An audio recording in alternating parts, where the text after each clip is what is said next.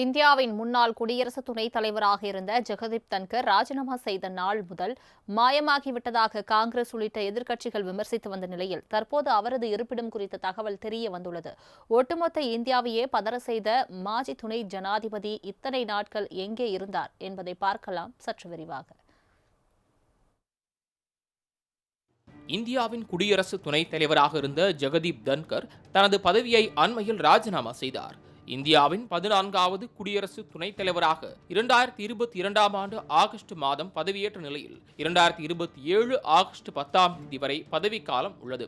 ஆனால் உடல்நலக் குறைவு காரணமாக மருத்துவ ஆலோசனைக்கு கட்டுப்பட்டு அரசியல் அமைப்பு சட்டப்பிரிவு 67A பிரிவின் கீழ் பொறுப்பை ராஜினாமா செய்வதாக கூறினார். இந்நிலையில் துணை ஜனாதிபதி தேர்தல் வரக்கூடிய செப்டம்பர் 9ஆம் தேதி நடைபெற உள்ளது. இதில் தேசிய ஜனநாயக கூட்டணி சார்பில் தமிழ்நாட்டை சேர்ந்த CP ராதாகிருஷ்ணன் வேட்பாளராக போட்டியிட அவரை எதிர்த்து இந்தியா கூட்டணியை சேர்ந்த உச்சநீதிமன்ற முன்னாள் நீதிபதி சுதர்சன் ரெட்டி போட்டியிடுகிறார். இதற்கிடையே பதவியை ராஜினாமா செய்த ஜெகதீப் தன்கர் சில மாதங்களாகவே காணவில்லை என்றும், சிலரின் வற்புறுத்தலால் ராஜினாமா செய்யப்பட்டாரா, இவ்வளவு நாட்கள் வெளியுலகுக்கு வராததன் காரணம் என்ன என எதிர்க்கட்சிகள் பல்வேறு கேள்விகளை எழுப்பின.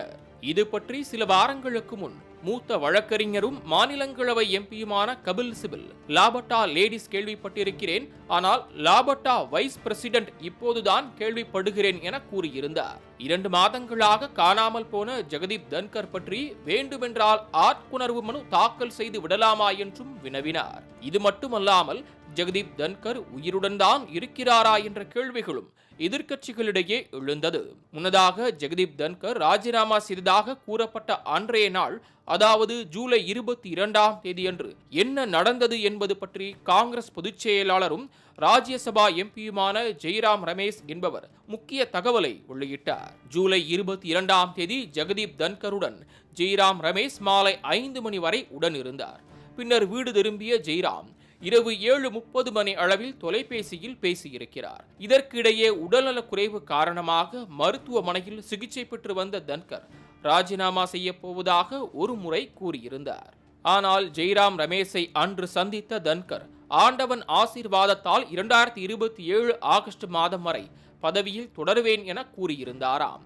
இப்படி இருக்க அன்றைய நாளே ஜெகதீப் தன்கர் ராஜினாமா செய்யப்பட்டதாக அதிகாரப்பூர்வ தகவல் வெளியானது. இதனையடுத்து ஜெகதீப் தன்கர் கிட்டத்தட்ட 30 நாட்களாக வெளியுலகிலேயே தோன்றாத நிலையில் அவர் வசித்து வந்த அரண்மனையை விட்டு இன்னும் வெளியேறாமல் உள்ளேயே வசித்து வருவதாக கூறப்படுகிறது. நாட்டின் தலைநகர் டெல்லியில் சர்ச் சாலையில்தான் துணை ஜனாதிபதியின் மாளிகை அமைந்துள்ளது. மத்திய விஸ்டா மேம்பாட்டு திட்டத்தின் கீழ் கட்டப்பட்ட இந்த பிரம்மாண்ட கட்டிடத்தில்தான் பதவி விலகும் வரை வசிப்பார். கடந்த 22ஆம் தேதியுடன் ராஜினாமா செய்வதாக அறிவித்தாலும் அதிகாரப்பூர்வ இல்லத்திலிருந்து ஜெகதீப் தன்கர் இன்னும் வெளியேறவே இல்லை என தகவல் வெளியாகியுள்ளது. அவருக்கு டேபிள் டென்னிஸ் மற்றும் யோகா போன்றவை மீது ஆர்வம் உள்ள நிலையில் தற்போது தீவிர பயிற்சி எடுத்து வருவதாகவும் தெரிகிறது. வெறும் பேச்சளவிலேயே இது கூறப்பட்டாலும் ஜெகதீப் தன்கர் வெளி உலகத்திற்கு வந்து 1 மாத வாழ்வியலையும் ராஜினாமாவுக்கான காரணத்தையும் அவராகவே வெளிப்படையாக சொன்னால்தான் இந்த சர்ச்சைகளுக்கெல்லாம் முற்றுப்புள்ளி கிடைக்கும். மாலை முரசு தொலைக்காட்சி செய்திகளுக்காக சக்தி.